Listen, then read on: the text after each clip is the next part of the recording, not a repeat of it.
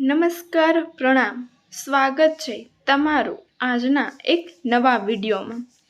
તો મિત્રો, હાલ હમણાં જ ગણેશ ચતુર્થી આવી રહી છે। તમને બધાને અગાઉથી જ ગણેશ ચતુર્થીની ખૂબ ખૂબ શુભકામના।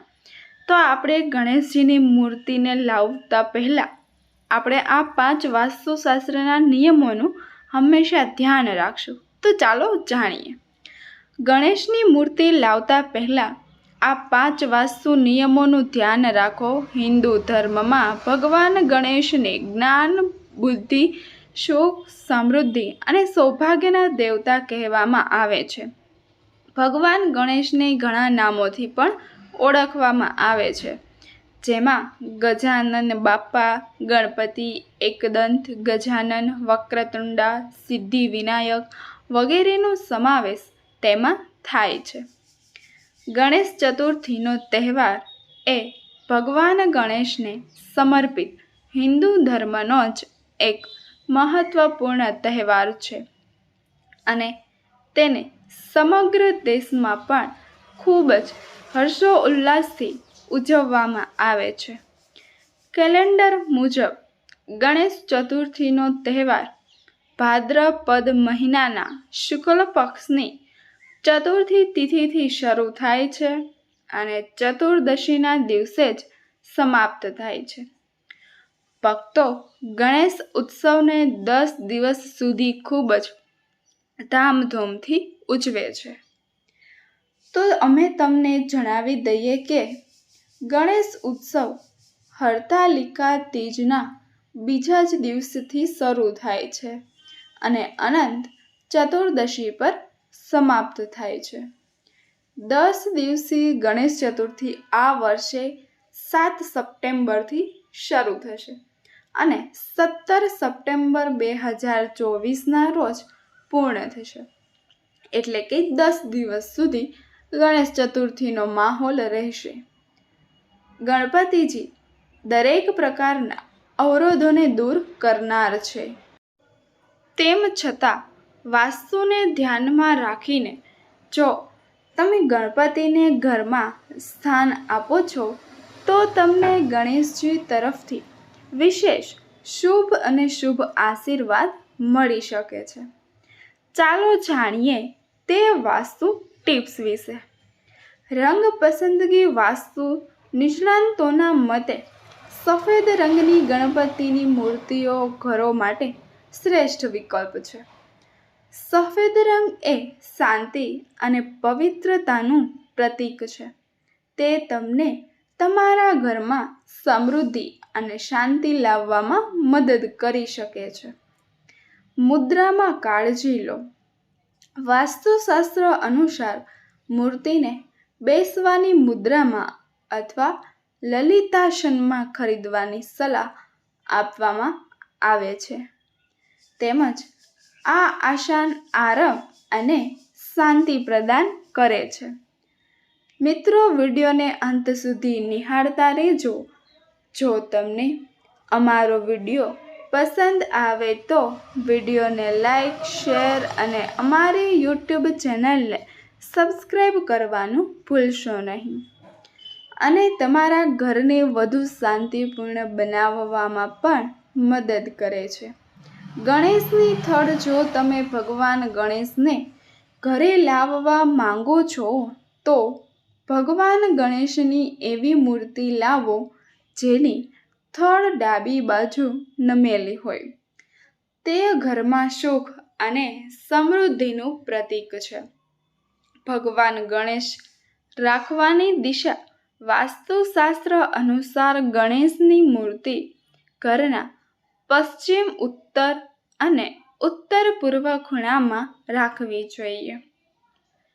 ભગવાન શિવ હિન્દુ ધર્મના સૌથી મહત્વપૂર્ણ દેવતાઓમાંના એક તમારા ઘરની ઉત્તર દિશામાં નિવાસ કરે છે, તેથી તમારી ગણેશની મૂર્તિ પણ તે જ દિશામાં હોવી જોઈએ। આ સ્થાનો પર ગણેશની મૂર્તિ ન રાખો। ભગવાન ગણેશની સ્થાપના બાથરૂમ, ગેરેજ, બેડરૂમ, લોન્ડ્રી અને સીડીની નીચે બિલકુલ પણ ન કરવી જોઈએ. ગણેશ ચતુર્થીના દિવસે ચંદ્રને જોવાની સખત મનાઈ હોય છે. આ દિવસે ચંદ્ર જોવાથી વ્યક્તિને ખોટા આરોપોનો સામનો કરવો પડે છે. તો ચાલો જાણીએ કે આવું કેમ થાય છે. 7 સપ્ટેમ્બરથી ગણેશ ચતુર્થીનો પવિત્ર તહેવાર શરૂ થઈ રહ્યો છે. ધાર્મિક માન્યતાઓ અનુસાર ભગવાન ગણેશનો જન્મ ભાદ્રપદ મહિનામાં શુક્લ પક્ષ દરમિયાન થયો હતો. ગણેશ ચતુર્થીના દિવસે બાપ્પાની પૂજા કરવાથી ઘરમાં સુખ, સમૃદ્ધિ અને સૌભાગ્ય આવે છે. ગણપતિ ઉત્સવનો ખરો આનંદ મહારાષ્ટ્રમાં મુખ્યત્વે જોવા મળે છે. આખા 10 દિવસ સુધી ગણપતિ બાપ્પાના મંદિરો અને પંડાલોમાં ભક્તોની ભારે ભીડ જામે છે. અનંત ચતુર્દશીના દિવસે ગણપતિ ઉત્સવ સમાપ્ત થાય છે. આ દિવસે બાપ્પાને વિદાય આપવામાં આવે છે. 17 સપ્ટેમ્બર 2024ના રોજ ગણપતિ વિસર્જન કરવામાં આવશે. તમને જણાવી દઈએ કે ગણેશ ચતુર્થીના દિવસે ચંદ્રના દર્શન કરવા પર પ્રતિબંધ હોય છે. અને આ પ્રતિબંધ કેમ હોય છે તે વિશે આપણે ચાલો જાણીએ. કહેવાય છે કે આ દિવસે ચંદ્રને જુએ છે તેનું જીવન પરેશાનીઓથી ઘેરાઈ જાય છે. આટલું જ નહીં, અનેક દોષો પણ તેમના પર પડે છે. તો ચાલો જાણીએ કે ગણેશ ચતુર્થીના દિવસે ચંદ્રનું દર્શન શા માટે અશુભ સંકેત માનવામાં આવે છે અને જો કોઈને ભૂલથી પણ ચંદ્ર દેખાય તો કયા ઉપાય કરવા જોઈએ. તો ચાલો જાણીએ. વિડીયોને અંત સુધી નિહાળતા રહેજો. ચંદ્ર દેખાય તો કયા ઉપાય કરવા જોઈએ?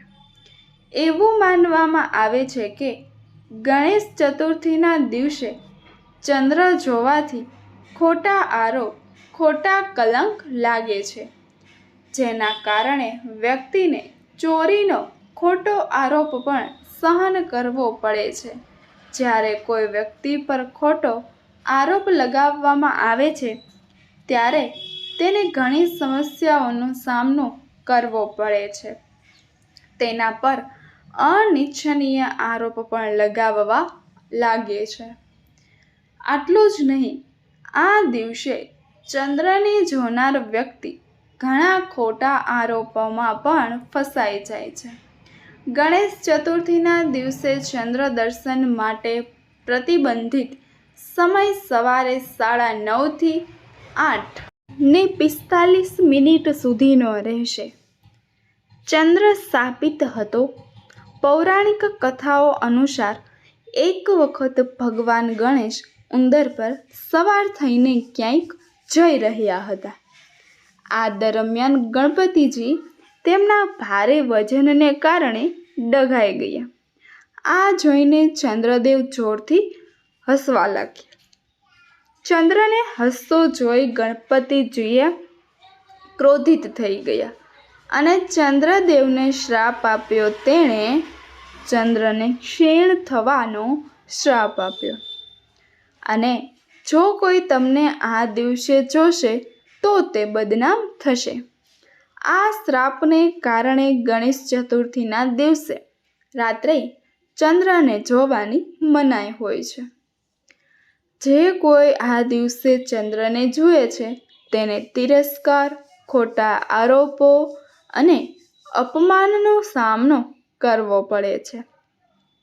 અન્ય પૌરાણિક કથાઓ અનુસાર ભગવાન કૃષ્ણ પર શ્યામંતક નામની કિંમતી રત્ન ચોરી કરવાનો ખોટો આરોપ મૂકવામાં આવ્યો હતો.